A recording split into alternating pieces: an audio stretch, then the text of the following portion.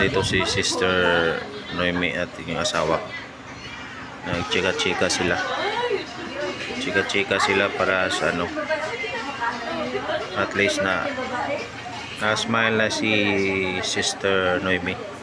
Si brother nandun pa sa taas. Sister, kumusta sister? Okay lang. Pero para ka mangkuan, sariwang bulaklak. Fresh na fresh pa rin. Kasi nakakain na siya ng Jubilee.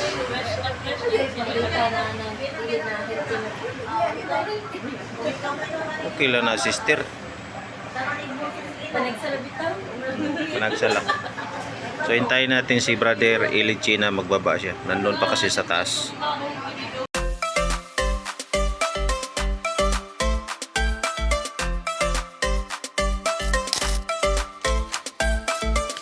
Gabi mga kababayan, nandito na naman tayo sa SPMC, no? Kasi binisita muli natin yung aking pamangkin na disgrasya last week.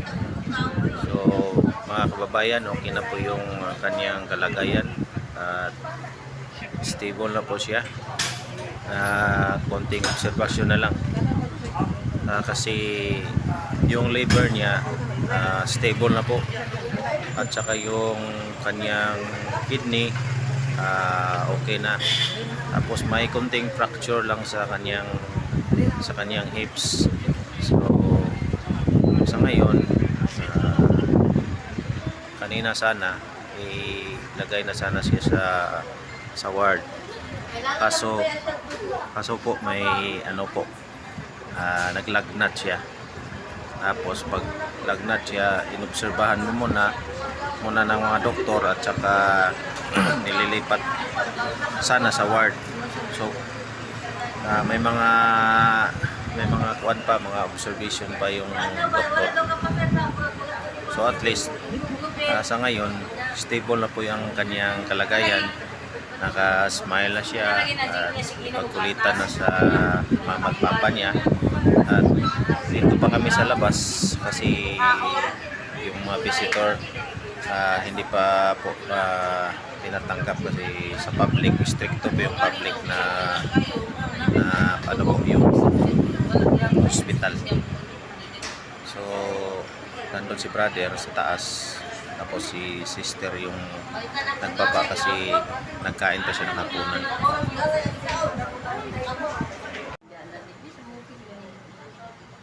Ayun guys, nandito pa rin kami, nagchika-chika kasama ng aking asawa at si sister.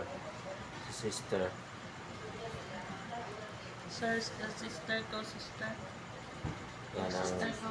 yan si mami sister ni Baby Kikang.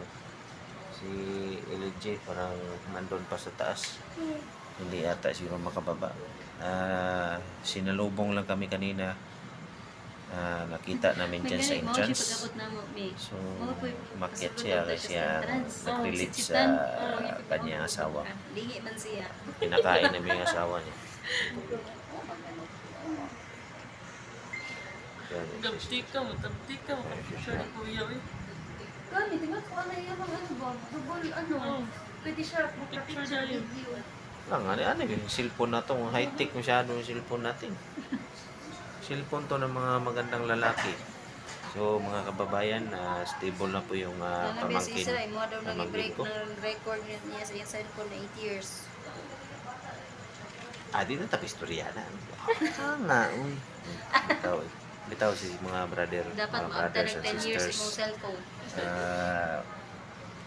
Sana ay patuloy pa rin natin yung pagdadasal dyan sa inyong mga lugar, kasi mas importante yung more prayer, more power. Tapos less prayer, no power. Kaya prayer is more power. Magiging yung kasabihan ni Ernie Baron, kung wala kang knowledge, walang power. gaganon din. Kaya more prayer, more power. So mga kababayan, ipagdasal natin yung munting bata na si Kikang, aka Kikang. At anong masasabi mo, sister? Yung ating mga subscriber dyan. Thank you sa prayers. Sa mga prayers. Ako mata kuya, uy, grabe glagpuan. Ha? Antok na Ako si mata, sister. grabe ka ng eye bags. Katubo na kay kami. Halang kag mata. Ganito mo dito ka. Sige, mati. Pananaog na to si Gigi ba? Bantay ko dili. Sumuha ni helmet nga. So, ayan mga kababayan, Ito magpaalam na muna ako at i-update ko po kayo sa susunod na araw kasi every now and then bisita rin kami ng aking asawa rito. I-check natin yung ating pamangkin. So maraming salamat sa inyong panonood at walang sawang pagsuporta sa Abrilia Brothers at